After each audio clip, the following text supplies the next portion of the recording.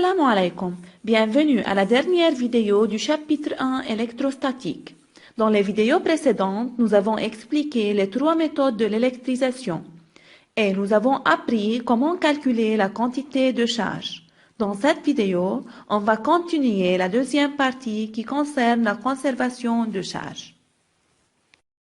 Conservation de charge électrique. La loi de conservation de charge électrique nous a dit que la charge ne peut être ni créée ni détruite, elle est seulement transférée d'un objet à un autre. Alors, la charge est conservée. Mais que veut dire la charge est conservée? Prenons l'exemple du frottement de la tige en plastique avec de la fourrure. La tige devient chargée négativement. On trouve que le nombre des électrons gagnés par la tige est égal à celui perdu par la fourrure. Ici, dans cet exemple, l'électrisation partage seulement les charges entre les deux objets. Et dans le troisième exemple, l'électrisation déplace les charges d'une position à une autre dans le même objet. Alors, l'électrisation ne crée pas de charge. Elle transfère simplement les charges d'un objet à un autre ou d'une position à une autre dans le même objet. Donc, on dit que la charge totale reste conservée.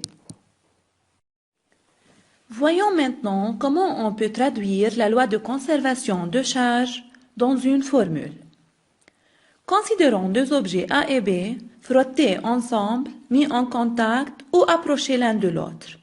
On dit que la charge totale est conservée.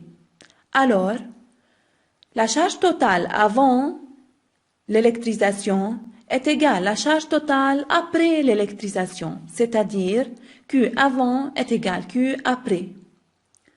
Soit QA et QB sont les charges de A et B avant l'électrisation, et Q'A, Q'B les charges de A et B après l'électrisation. Donc, on peut écrire QA plus QB, la charge totale avant, est égal Q'A plus Q'B, la charge totale après. Cette formule est très importante et elle est toujours vraie. On va mentionner ici un cas particulier, là où les conducteurs sont identiques. Identiques, c'est-à-dire ayant la même forme, le même volume et sont composés de mêmes matériaux.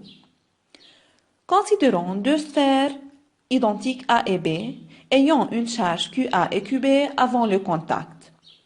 On met les deux sphères en contact. Alors, comme toujours, la charge totale est conservée, c'est-à-dire QA plus QB est égal à Q'A plus Q'B. Durant le contact, puisque les deux sphères sont identiques, la charge totale va être également distribuée entre les deux.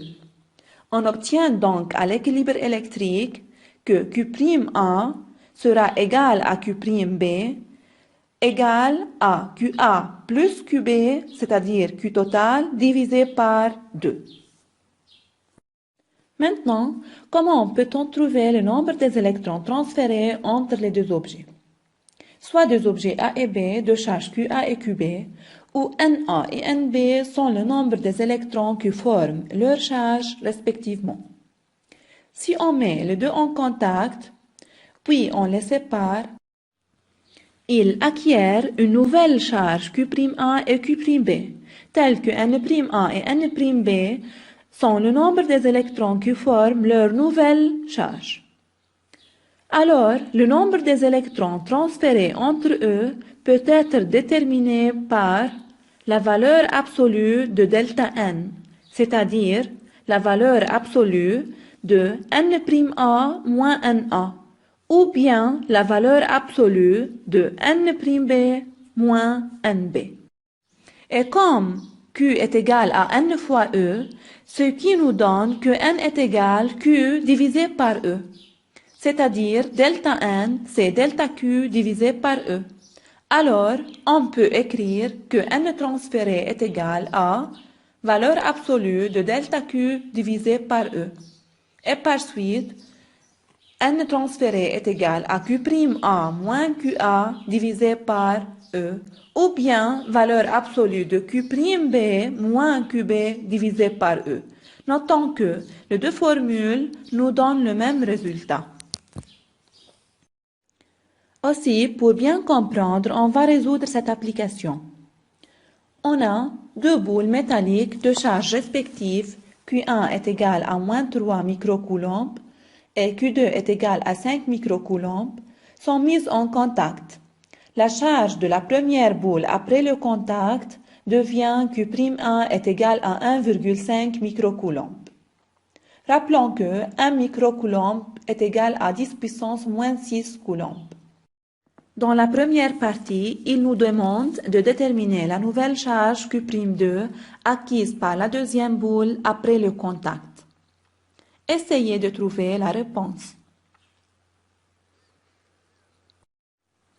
C'est le principe de conservation de charge qui va nous fournir la solution. En appliquant cette loi, on écrit que Q1 plus Q2 est égal à Q'A plus Q'2. Alors, Q'2 est égal à Q1 plus Q2 moins Q'A.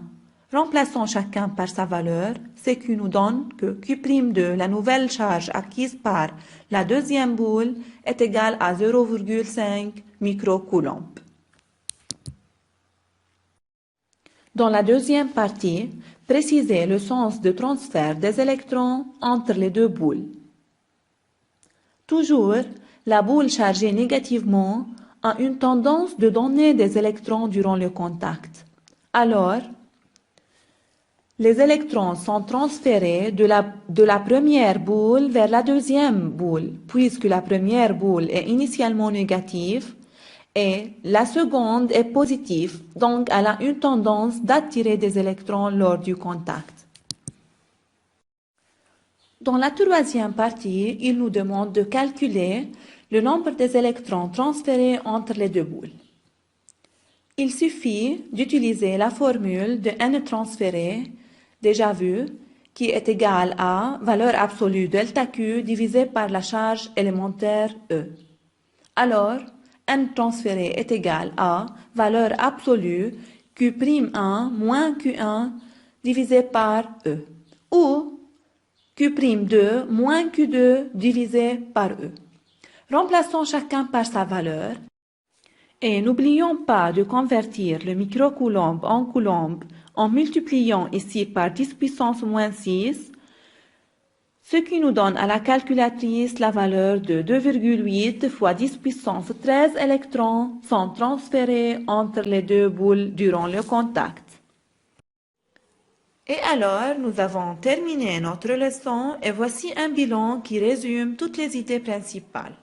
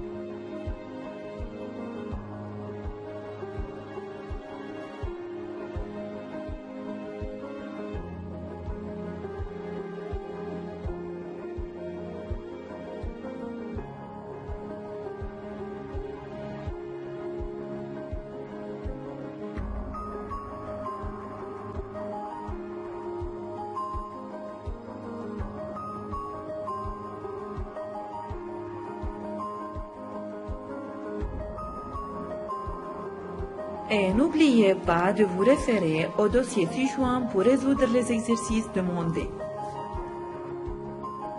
Et finalement, testez-vous en visitant le site envoyé dans votre agenda. Et à bientôt!